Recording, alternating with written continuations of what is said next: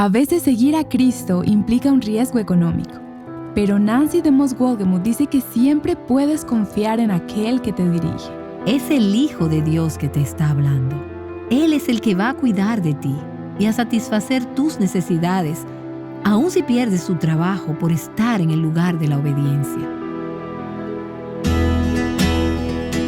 Estás escuchando Aviva Nuestros Corazones con Nancy DeMoss Wolgemuth en la voz de Patricia de Saladín. Hoy es 2 de junio de 2023.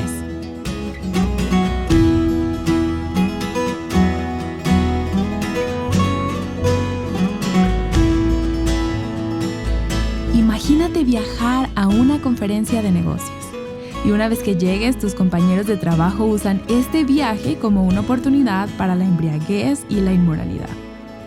Bueno, eso es similar a una situación que enfrentaron los miembros de la iglesia del primer siglo. Nancy nos explicará más en una nueva serie titulada El pecado de la tolerancia. Con nosotras, Nancy. A principios de esta serie dijimos que las 7 iglesias en Apocalipsis 2 y 3 describen 7 tipos de iglesias. Eran iglesias reales, pero también representativas de 7 tipos de iglesias que hubo en el primer siglo y en cada período de la historia desde entonces. En la medida en que he estado estudiando estas iglesias, es simplemente increíble para mí cómo ellas representan diferentes fortalezas y debilidades de las iglesias en el siglo XXI. Estas cartas nos ofrecen una visión general o un resumen de los diferentes tipos de problemas que las iglesias enfrentan. Y no solo las iglesias encajan en estas categorías, sino que todo creyente se puede identificar en una o más de estas categorías. Así que es una oportunidad, en la medida en que estudiamos estas cartas, para no solo decir, Señor, ¿cuáles son los problemas en mi iglesia? ¿Cuáles son los problemas de las iglesias del evangelicalismo de hoy? Sino, ¿cuáles son los problemas en mi propio corazón? Señor, escudriña mi corazón y muéstrame lo que ves cuando miras hacia adentro, como el Señor de la iglesia. Y hoy llegamos a la más larga de las 7 cartas. Es la 4ª carta, la carta a la iglesia en Tiatira. Y es, creo, la más compleja de las 7 cartas y también la más difícil de entender. Tiene el mensaje más severo de las 7. Ahora, si escuchaste la última serie, la de Pérgamo, quizás pensaste, yo creía que esa era la carta más difícil de entender y la más grave. Bueno, no, esta lo es aún más. Así que permítanme ahora leer la carta que comienza en Apocalipsis capítulo 2, en el versículo 18, y entonces en los próximos días vamos a ir sobre lo que Jesús le está diciendo a esta iglesia y lo que está diciendo a la iglesia en nuestros días. Escribe al ángel de la iglesia en Tiatira, el Hijo de Dios, que tiene ojos como llama de fuego y cuyos pies son semejantes al bronce bruñido, dice esto. Yo conozco tus obras, tu amor y tu fe, tu servicio y tu perseverancia, y que tus obras recientes son mayores que las primeras. Pero tengo esto contra ti, que toleras a esa mujer Jezabel, que se dice ser profetisa y enseña y seduce a mis siervos a que cometan actos inmorales y coman cosas sacrificadas a los ídolos. Creo que reconocerás algunas de esas características que vimos en la iglesia de Pérgamo y que hemos estudiado en las últimas sesiones. Le he dado tiempo para arrepentirse, es decir, a esta Jezabel, y no quiere arrepentirse de su inmoralidad. Mira, la postraré en cama, y a los que cometen adulterio con ella los arrojaré en gran tribulación, si no se arrepienten de las obras de ella. Y a sus hijos mataré con pestilencias, y todas las iglesias sabrán que yo soy el que escudriña la mente y los corazones, y os daré a cada uno según vuestras obras. Pero a vosotros, a los demás que están en Tiatira, a cuantos no tienen esta doctrina, que no han conocido las cosas profundas de Satanás, como ellos las llaman, os digo, no os impongo otra carga. No obstante, lo que tenéis, retenedlo hasta que yo venga. Y al vencedor, y tenemos esta misma frase en cada una de las 7 cartas, al que guarda mis obras hasta el fin, y aquí está la recompensa, le daré autoridad sobre las naciones, y las regirá con vara de hierro. Como los vasos del alfarero son hechos pedazos, como yo también he recibido autoridad de mi Padre, y le daré el lucero de la mañana. El que tiene oído, oiga lo que el Espíritu dice a las iglesias. Oh Padre, cómo te pido que nos des oídos para oír y corazones para recibir y responder a lo que tú estás diciendo a través de tu Espíritu a las iglesias en nuestros días y también a nuestros corazones. Te lo ruego en el nombre de Jesús. Amén. Ahora, la carta a la iglesia en Tiatira tiene un mensaje importante para nosotras y también un mensaje importante para las iglesias del siglo XXI, como ya hemos dicho. Pero también hemos mencionado que se trata de algunos asuntos complejos. Tengo que decirte que entre esta carta y la anterior, la carta a la iglesia en Pérgamo, he pasado semanas luchando con estos textos y en algunos momentos me he encontrado a mí misma preguntándome una y otra vez, ¿por qué me metí en esto? ¿Por qué decidí enseñar esto? ¿Por qué estudiar los diferentes comentarios y estudiar algunos de los antecedentes de estas iglesias? Algo de esto es simplemente muy difícil de entender. Hay en nosotras una tentación a querer saltar estas partes o simplemente a estudiar algo de los salmos. Sería mucho más fácil de entender y de enseñar. Este mensaje es duro y es aleccionador hablar de niños muertos y de algunas cosas que realmente no suenan bien a los oídos modernos. Pero no podemos dejar que la dificultad, la complejidad o la gravedad del mensaje nos alejen de él. Como es natural, nos encantan los pasajes que son fáciles de entender, pasajes que nos consuelan y que son reconfortantes. Pero se necesita disciplina, tiempo, esfuerzo y trabajo duro para profundizar en algunos de estos pasajes difíciles. Por eso, durante estas semanas previas a la enseñanza de esta serie, he orado por sabiduría y he rogado por comprensión sobre estos pasajes. Y le he dicho, Señor, ¿me ayudarías a comprender esto? ¿Me ayudarías a comunicarlo? Porque toda la Escritura es inspirada por Dios. La necesitamos toda ella es valiosa. Y no podemos simplemente tomar las partes que son fáciles de digerir.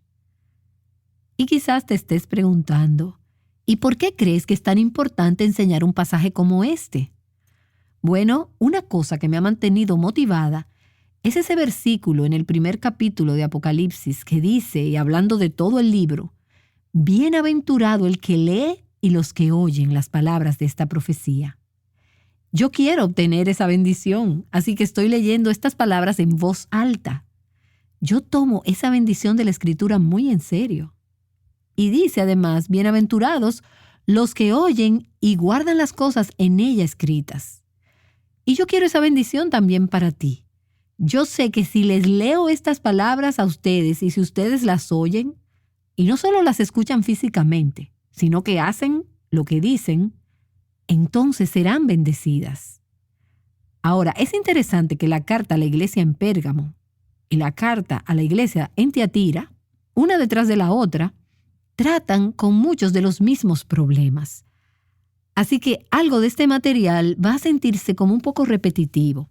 Pero la Escritura lo repite y Dios inspiró la repetición, lo que aparentemente significa que esto no es un problema aislado. Este era un problema en múltiples iglesias en el primer siglo y es un problema en múltiples iglesias en nuestra generación. Así que quiero animarte, si quieres sacar el máximo provecho de esta carta, a que no solo escuches lo que yo enseño, sino que tomes el tiempo durante los próximos días, mientras vamos avanzando a través de este pasaje, para leerlo por ti misma. Y no te limites a leerlo una vez. Léelo una y otra vez, y otra vez, y otra vez, y pídele al Señor que te dé sabiduría, así como yo le he estado pidiendo que me dé sabiduría. Y te aseguro que encontrarás que hay grandes tesoros aquí. Lo que encontrarás no es simplemente un poco más de conocimiento o que ahora puedes decirle a la gente, yo entiendo la carta a la iglesia en Tiatira, sino que vas a poder ver a Cristo, que es la sabiduría de Dios. Eso es lo que quiero que veas en todo esto. Así que al igual con la iglesia en Pérgamo, la mayor amenaza para esta iglesia en Tiatira no era externa. La mayor amenaza no eran los ateos o el César o los que estaban persiguiendo a la iglesia. La mayor amenaza no era el gobierno o el gobierno romano o los dioses paganos o los templos o los idólatras paganos. La mayor amenaza para estas iglesias era el compromiso interno. La amenaza venía de adentro. El mensaje a las iglesias en Pérgamo, Tiatira y el mensaje a las iglesias de hoy en día es que la iglesia de Jesucristo tiene que tratar con las enseñanzas que no son bíblicas y con el comportamiento impío, con las creencias y con el comportamiento de aquellos que se llaman a sí mismos cristianos, y que estas cosas no deben suceder sin que se actúe en consonancia. Si estos problemas no se enfrentan, e incluso si se enfrentan, si las personas que son culpables no se arrepienten, entonces Jesús dice que habrá juicio. Ahora bien, este tipo de pensamiento va en contra de una era que valora la tolerancia como la virtud suprema, una época que exalta la unidad por encima de la pureza. Y es por eso que tenemos que quitarnos nuestros lentes terrenales y ponerlos los lentes bíblicos que son guiados por el Espíritu, para poder entender lo que dice la palabra de Dios y su perspectiva sobre todo esto. Hablemos por un momento acerca de Tiatira y de la iglesia en Tiatira. De las 7 ciudades de Apocalipsis, Tiatira era la más pequeña. Estaba a unos 64 kilómetros al sureste de Pérgamo. Así como hemos dicho en las sesiones anteriores, el cartero habría tenido que llevarlas en una ruta circular para entregarlas a las iglesias. Y Tiatira estaba a mitad de camino, entre Pérgamo, la iglesia anterior, y Sardis, que es la iglesia que estaremos estudiando a continuación. Tiatira era la menos importante, la menos conocida y la menos significativa de todas estas ciudades. Recuerda que Pérgamo era la capital de Asia. Era una gran ciudad, tenía una enorme biblioteca, era rica. Pero Tiatira no tenía nada de eso. Era simplemente la puerta de entrada a Pérgamo, que era, como dijimos, la capital de Asia. Tiatira se encontraba en una llanura y no había defensas naturales o fortificaciones, por lo que era una ciudad vulnerable. De hecho, la historia nos muestra que muchas veces Tiatira fue atacada por los invasores extranjeros y atropellada, destruida y reconstruida una y otra vez durante los siglos. En el primer siglo, cuando esta carta fue escrita, Tiatira era casi exclusivamente un puesto militar de Pérgamo. Las personas en Pérgamo contaban con Tiatira para resistir y retrasar cualquier invasor. Así que si los invasores venían, llegaban primero a Tiatira y allí los mantenían a raya para que no pudieran llegar a la ciudad capital de Pérgamo. A diferencia con Éfeso, Esmirna y Pérgamo, las 3 iglesias que ya hemos visto, Tiatira no era un centro religioso. No fue un centro de culto al emperador, no se conocía por sus templos paganos famosos. Fue, sin embargo, un importante centro comercial. Había rutas comerciales que pasaban por Tiatira, y como resultado de esto se originaron muchas pequeñas empresas. No sabemos mucho acerca de los antecedentes de la iglesia en Tiatira. No sabemos cómo se inició la iglesia. Se han sugerido 2 posibilidades y creo que cualquiera de ellas podría ser el caso. En Hechos, capítulo 16, leemos acerca de una mujer llamada Lidia, que era de Tiatira. Ella se convirtió en Filipos, que es, por cierto, bastante lejos de Tiatira. Pero ella era una vendedora ¿de qué? ¿Te acuerdas lo que ella vendía? Ella vendía púrpura, telas de púrpura. Tiatira, su ciudad natal, era famosa por esta tinta púrpura que era muy cara y era muy rara. Porque lo que había que hacer para obtener ese tinte era muy difícil y era un procedimiento complejo. Lidia era una vendedora de productos teñidos con esta tinta púrpura, así que ella era probablemente una mujer próspera, una mujer de negocios rica que por alguna razón vivía en Filipos en el momento en que Pablo llegó a esa ciudad. Ella pudo estar ligada a la fundación de la iglesia en Tiatira. Tal vez volvió a Tiatira y se involucró en ayudar a fundar esta iglesia. En realidad no sabemos. Pero hay otra posibilidad. En Hechos, también en el capítulo 19, leemos que Pablo pasó 2 años ministrando en Éfeso. Y durante ese tiempo, el cristianismo se extendió rápidamente por toda el área de Asia. Así que es muy posible que durante ese tiempo la iglesia en Tiatira, que no estaba muy lejos de Éfeso, hubiera sido fundada. Tiatira era mejor conocida, y tú puedes leer acerca de esto en muchos libros diferentes y en comentarios y referencias, y todos están de acuerdo con esto, en que era mejor conocida por un número inusual de gremios comerciales. Los gremios eran algo así como nuestros sindicatos, excepto que eran religiosos. Eran más como una logia masónica, pero los gremios estaban relacionados con los diferentes oficios. Así que cada uno de estos pequeños negocios tenía un gremio al que pertenecía. Si tu oficio era la cerámica, eras parte del gremio de la cerámica. Si estabas en el trabajo del cuero, eras parte de la alianza del trabajo del cuero. Carpinteros, fabricantes de tiendas, tintoreros, etc. Casi todo el que trabajaba en cualquier tipo de trabajo pertenecía a un gremio. Y era casi imposible tener éxito en los negocios a menos que fueras miembro de uno de estos gremios del comercio. Como miembro de ellos, se esperaba que participaras en las reuniones de ese gremio y en sus actividades sociales. Y ahora quizás te preguntarás, ¿y qué hay de malo con eso? Bueno, ese fue el desafío para los cristianos de Tiatira. Cada uno de esos gremios tenía un dios patrón con D minúscula. Tenía una deidad pagana. Y los acontecimientos sociales de los gremios, sus banquetes, sus fiestas, sus festivales, siempre estaban ligadas al culto de estos dioses paganos. Así que sus reuniones de negocios, sus eventos sociales, esos eventos se llevaban a cabo a menudo en el templo que estaba asociado con ese dios que era el patrón en particular. Y cuando iban a las reuniones, no era solo como una reunión de negocios. Se esperaba que los miembros del gremio rindieran homenaje a ese dios patrón y que le ofrecieran sacrificios a ese dios. Y esas actividades estaban ligadas no solo a los sacrificios a esos dioses, sino que además a menudo a una gran cantidad de borrachera, juerga, conducta inmoral, incluyendo actividad sexual con prostitutas del templo. Y tienes que entender que esto no era inusual. Es como si toda la ciudad fuera un barrio rojo. Todos estos templos estaban llenos de libertinaje, maldad, impiedad y perversión. Difícilmente podías hacer negocios sin ir a estos templos paganos, donde se sostenían estas reuniones y participar en estas actividades. Todo el mundo iba. Y era realmente extraño si no lo hacías. Y esto se convirtió en un gran problema en la iglesia. La pregunta era, ¿podían los cristianos participar en estas actividades? Bueno, quizás tú dices, no, por supuesto que no. Pero espera un minuto, no tan rápido. Si te negabas, estabas cometiendo un suicidio social y financiero.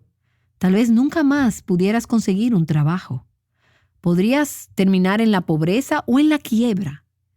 Era muy duro sobrevivir o ganarse la vida si no participabas en esto.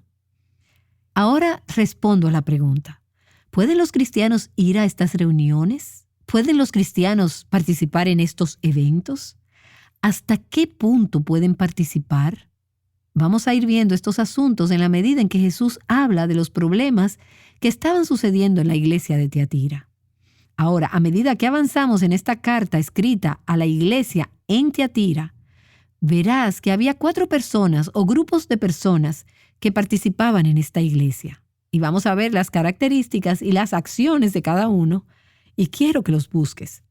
El primero de ellos que vamos a ver hoy, el primer personaje destacado, es Jesús mismo. Él está comprometido con esta iglesia. Recuerda que Él camina entre los 7 candelabros de oro. Él sostiene a estos líderes en sus manos. Él es el Salvador y el Señor de la iglesia. Y vamos a ver sus características y sus acciones. Luego, en segundo lugar, hay una mujer destacada en esta iglesia que se llama simbólicamente Jezabel. Ella es una maestra influyente de la iglesia y vamos a aprender también sobre ella. El tercer grupo, como veremos, son los que han sido seducidos por las enseñanzas de esta mujer y son sus seguidores. Se llaman sus hijos. Y el cuarto grupo son los creyentes fieles. que no tienen esta doctrina. Ellos son los que vencen, los que conquistan esta situación. Así que busquemos las diferencias y las acciones de cada uno de estos grupos. Ahora, hoy quiero que veamos a Jesús.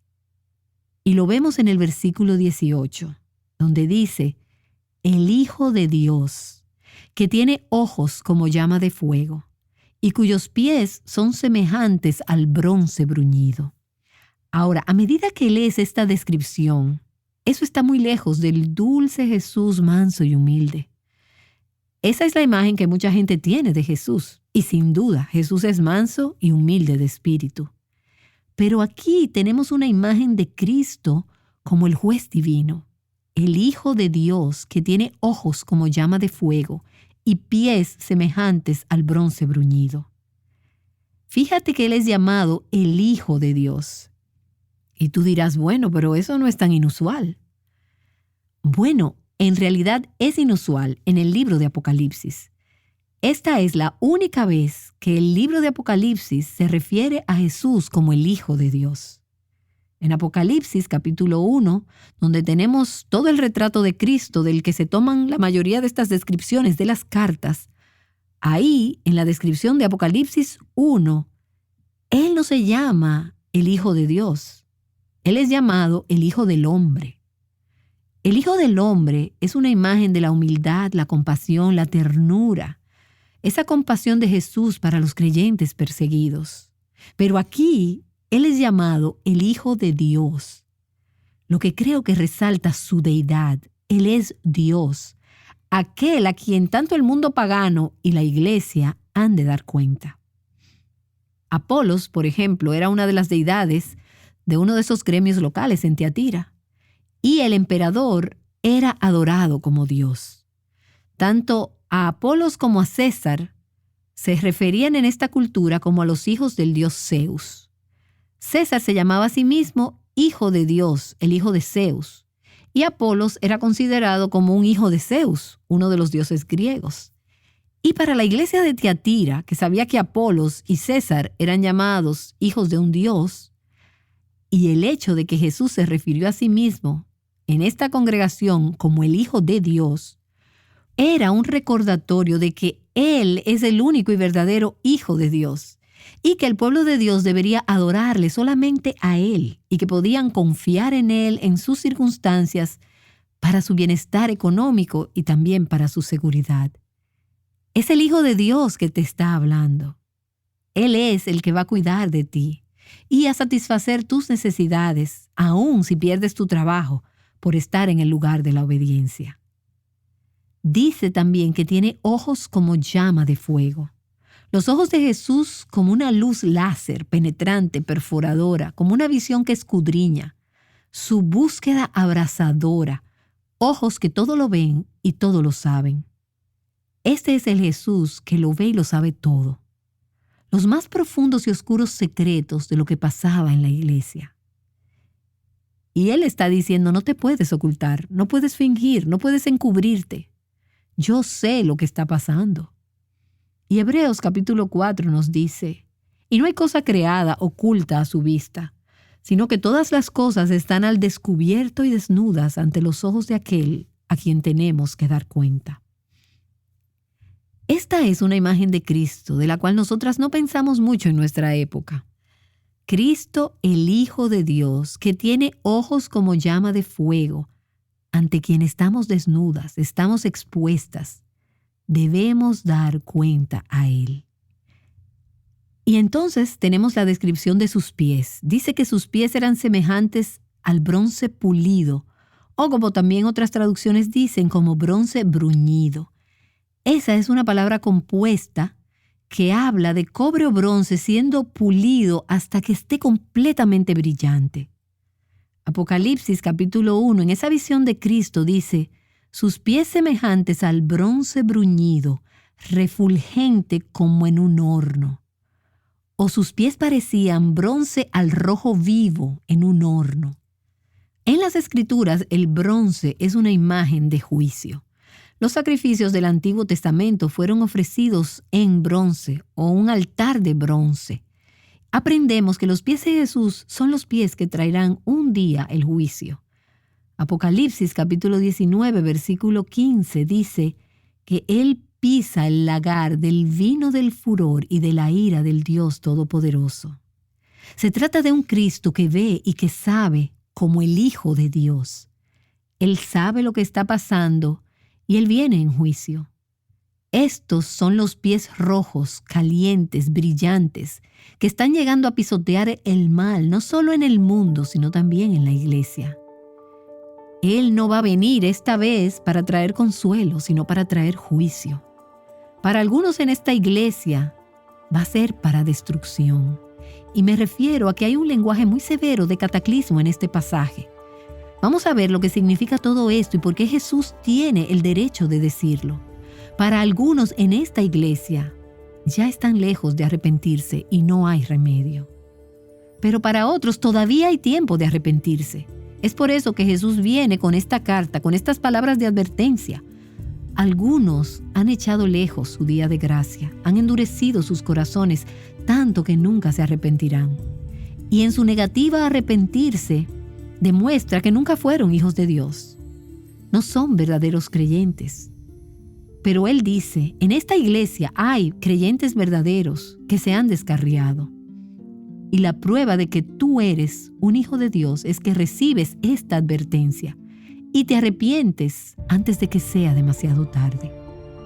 Y así Jesús le dice a esta iglesia, yo soy el Hijo de Dios.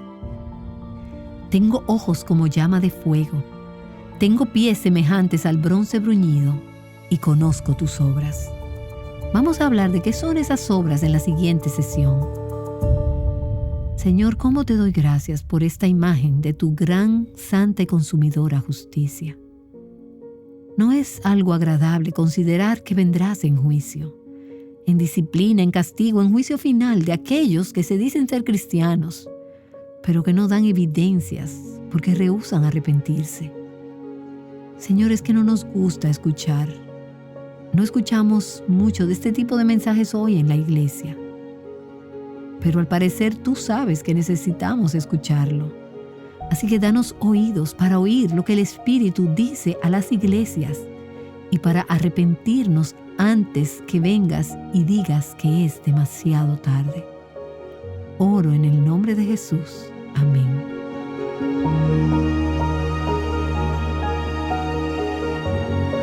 Nancy DeMoss Wolgemuth ha estado compartiendo un mensaje muy serio. Durante el primer siglo, la iglesia de Tiatira fue llamada al arrepentimiento, y muchos deben escuchar el mismo mensaje en nuestros días. Vamos a continuar explorando esto en la serie titulada El pecado de la tolerancia. Los primeros capítulos del libro de Apocalipsis nos introducen a las 7 iglesias, y hemos estado dedicando una serie a cada iglesia durante los últimos meses. Y al igual que estas iglesias, probablemente estás haciendo las cosas bien en algunas áreas y tienes luchas en otras. Y al igual que estas iglesias, también necesitas escuchar la verdad y actuar conforme a ella. ¿Qué es más importante en una iglesia? ¿La verdad o el amor? Nancy DeMoss Wolgemuth dice que muchas iglesias enfatizan una o la otra, pero en realidad necesitamos un balance. Descubre por qué el lunes, aquí en Aviva Nuestros Corazones. Manteniéndonos firmes en la verdad de la palabra, Aviva Nuestros Corazones es un ministerio de alcance de Revival Hearts.